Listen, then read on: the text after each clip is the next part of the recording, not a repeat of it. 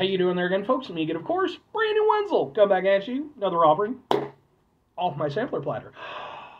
Yes, hey, folks, sampler video series videos I've been doing for the one. I go over there, try food and drink items. I eat stuff, I drink stuff. Then, folks, I'm going to talk about the stuff.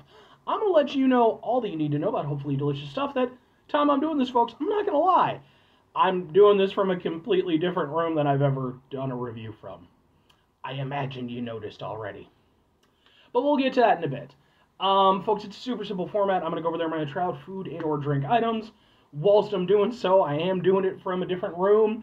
I got some transformers up there for some local color. There's a couch. You may or may not even end up seeing my cat, because unlike when I do these reviews in the back room, the cat is thoroughly not allowed to be in the back room because that's where my hamsters and my hedgehog are.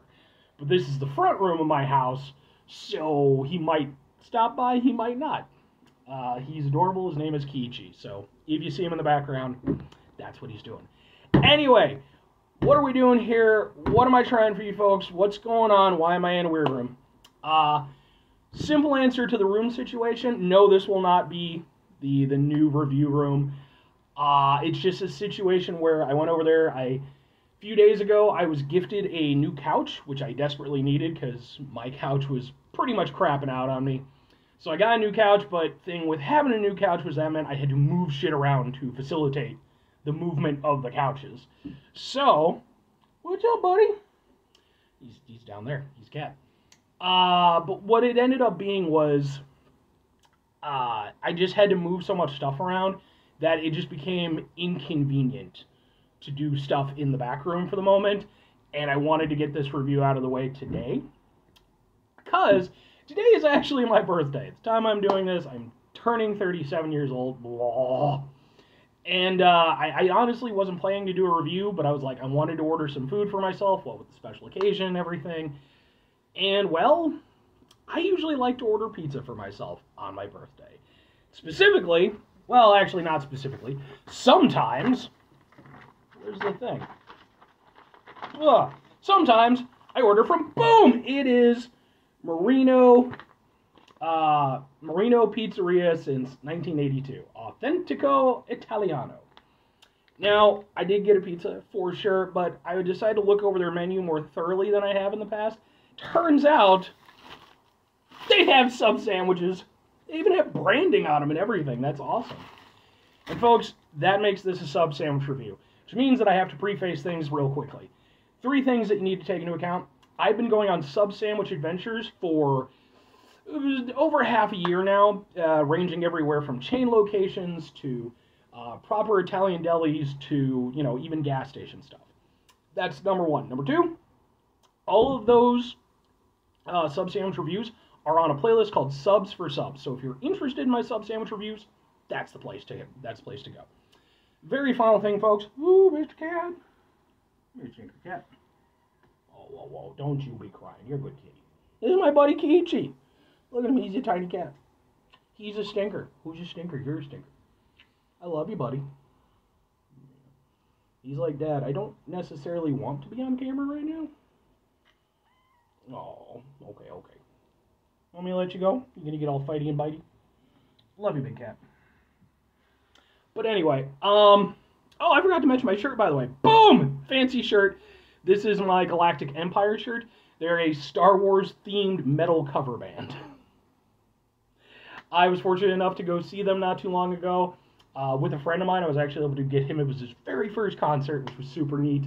And I actually got some videos from that show of the band, just in case you're interested. But anyway, what I was going on before, like I said, I do have an entire playlist called Subs for Subs. Other thing to note, number 3, Sunday is sub day. If you like my sub sandwich reviews, Sunday is going to be the day for them. I always go over there and post up. Typically 2 of them, sometimes 3, sometimes 4, it depends. But almost always 2. Anyway, what kind of sub sandwich is this? What are we doing? Well, folks, if you watch enough of my sub sandwich reviews, you know that when I'm trying out a sub sandwich from a new place, I like to go with their Italian sub sandwich. That's important to me because I think if you can't get that right, it's dicey for the rest of it. So, this is their sub sandwich. It consists of capicola, Genoa, mortadella, lettuce, olive oil and vinegar dressing, tomato, and provolone cheese. That sounds really good. I'm hoping this will be good. I like their pizza. So, oh, and it cost... Where's the thing? Why is there a thing? It was $8.50 for the sub. So, let's open it up. Take a look at it. It's double wrapped. I can appreciate that. Okay. A little bit of an interesting take on the sub sandwich format here. It looks like this.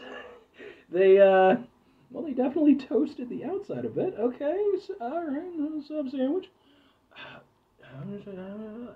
Okay, sub sandwich. Can I get dual sub sandwich pictures? Boom, dual sub sandwich pictures. Anyway, let's try out their Italian sub sandwich.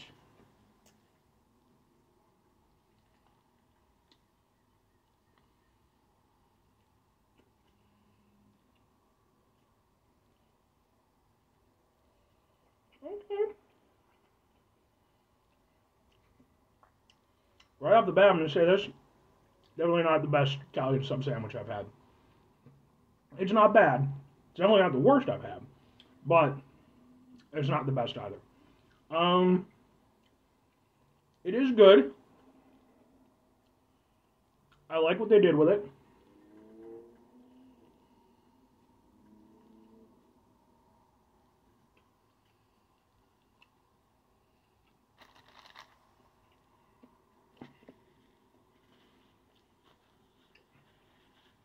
Yeah, I have very mixed feelings. I think overall it's good. I do like it. They definitely went heavier on the olive oil, which it's not as heavy as I've had it at some places, but it's definitely heavier than I would say what I normally consider for an Italian sub. It's not an entirely bad thing.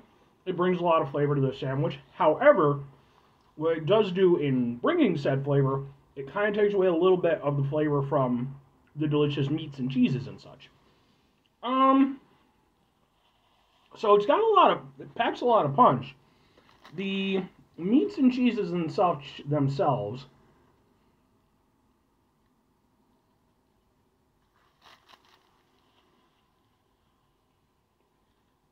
well, I do think that they're decent quality. I wouldn't put them up there with like a proper deli, like not to shit on this place again. I like their food, but like a proper dedicated deli, with the deli counter and the whole thing. Because it's good, and it's flavorful. Doesn't taste bad, that's for damn sure. It's just, I've definitely had Italian subs where the meat really packed more of an impact. And again, some of that is because I think they just used a little bit too much olive oil. But even once the olive oil flavors kind of faded out, you definitely get the, I can never remember the names of stuff. You definitely get the Genoa, because it's like a type of salami. So you definitely get, that nice salty meat flavor. That's fantastic. The provolone is in there. It's doing stuff. I wouldn't, it's never the hero in an Italian sub, but it's in there. As for like the mozzarella and the capicola, I think they're doing stuff, but like I think the biggest player outside of the olive oil in terms of taste is that Genoa, because again it's got a lot of nice saltiness to it.